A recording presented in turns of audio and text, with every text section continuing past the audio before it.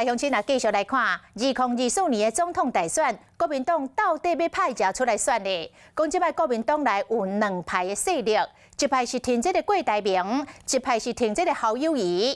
啊，随着郭台铭强势来表态，要争取国民党的提名，挺侯友宜这派嘛按捺袂住咯。 袂少人出面反对为郭台铭来开方便之门。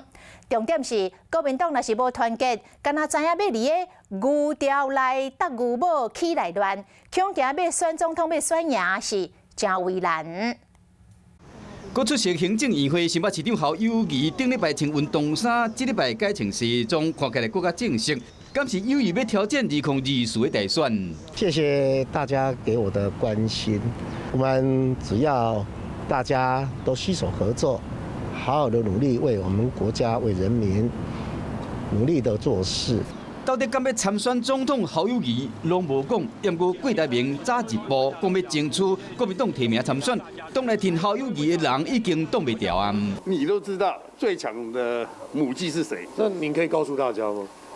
你已经很清楚，你已经心里很清楚。是哪一个县市？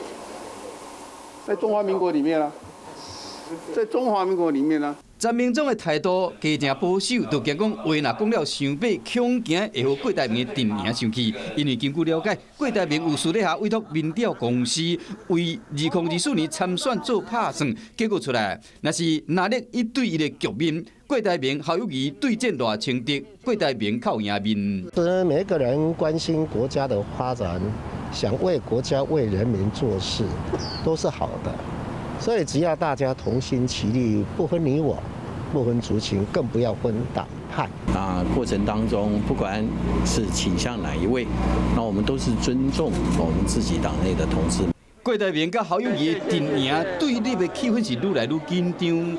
国民党党内竞争已经开始啊 ！Hello， 大家好，我是品轩。想要跟我一起品味生活中的大小事吗？一定要赶快打开华视的 YouTube 频道，按赞、订阅，并且开启小铃铛哦。